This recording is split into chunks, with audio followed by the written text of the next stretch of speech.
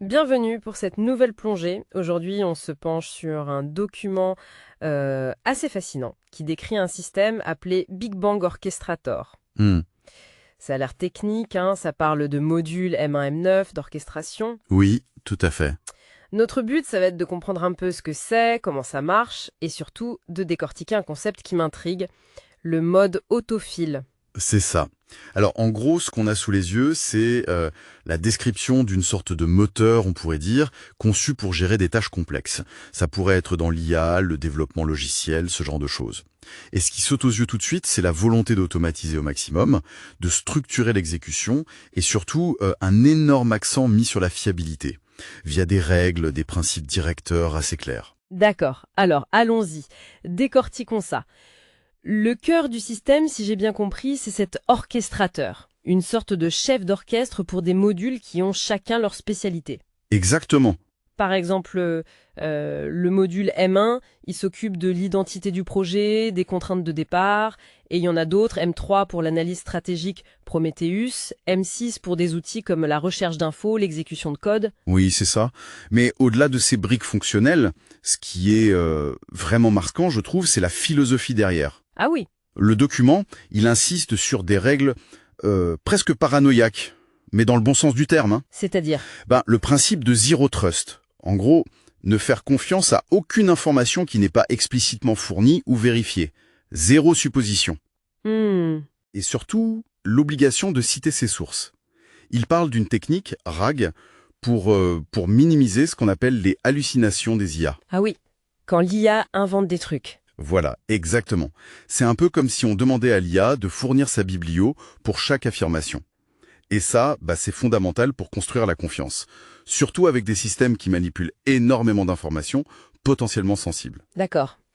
Et c'est cette idée de simplification, de confiance aussi qui nous amène à la fonctionnalité phare, le mode autophile. Alors là, Oui, c'est là que ça devient vraiment intéressant, je trouve. l'idée est assez radicale, non? L'utilisateur donne juste deux choses, le domaine, par exemple la finance, et l'objectif, genre comparer des investissements en crypto-monnaie. Mhm. Et le système, lui, il est censé déduire tout seul 5 paramètres essentiels. Le profil de l'utilisateur, novice, expert, le budget alloué, l'horizon de temps, le niveau de risque acceptable et même le format de sortie désiré. C'est assez bluffant sur le papier, oui. Le document donne justement cet exemple, finance crypto. Et là, Autofil en déduit, profil expert, budget 10 000 euros, horizon long, risque élevé et format détaillé. D'accord. Et comment il fait ça en théorie? La logique d'Equit, c'est d'analyser la complexité de l'objectif pour estimer le profil utilisateur, d'utiliser le domaine pour inférer des standards, disons, de budget ou de risque typiques dans ce secteur, et le type d'objectif peut donner des indices sur l'horizon ou le format. Mais attends, cette déduction automatique, ça ne risque pas d'être souvent un peu à côté de la plaque? Ah, mais c'est la question, c'est tout le défi. Le système, il essaye d'être malin. Il utilise apparemment des valeurs par défaut et il prévoit même, si l'inférence est trop ambiguë, de poser une ou deux questions de clarification à l'utilisateur. D'accord, une petite interaction quand même. Oui, mais l'idée de base reste de minimiser l'effort utilisateur. Et oui, ça soulève une vraie discussion sur l'équilibre. Jusqu'où on pousse l'automatisation sans que l'utilisateur perde le contrôle? C'est un pari en fait. Un pari sur la capacité du système à bien cerner l'intention à partir de très peu d'éléments. Donc si on résume, le flux de travail typique, le système reçoit l'entrée de l'utilisateur, 2 infos, Autofil essaie de deviner le reste. Il assemble l'instruction complète pour les modules. Il s'exécute la tâche, et ensuite il y a une phase de contrôle qualité, et pour être sûr que tout ça tienne la route. Oui. Cette mécanique complexe, ces principes stricts. Eh bien, le document mentionne un plan de stress test assez costaud.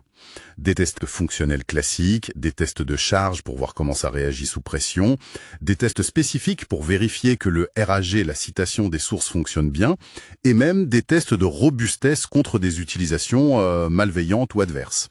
Logique. C'est cohérent, oui. Cohérent avec cette ambition de construire quelque chose de fiable malgré la complexité inhérente. Et tout ça, ça sert à une vision plus large, non? Cité dans un extrait, Big Bang Prompté V 1.0, l'objectif est de bâtir un système universel, extensible et résilient. Tout à fait.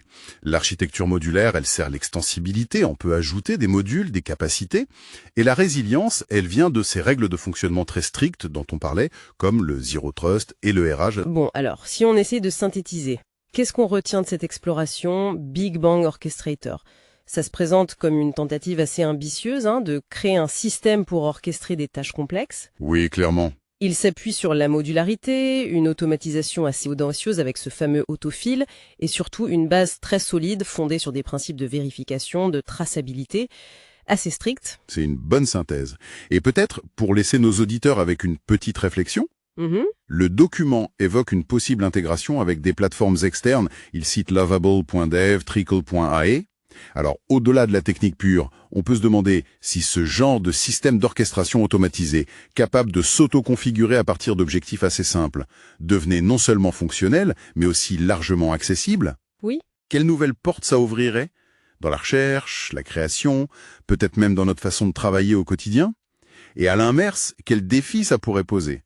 En termes de contrôle réel, de fiabilité effective, ou peut-être même sur d'autres plans, comme l'emploi? C'est une question ouverte, je pense.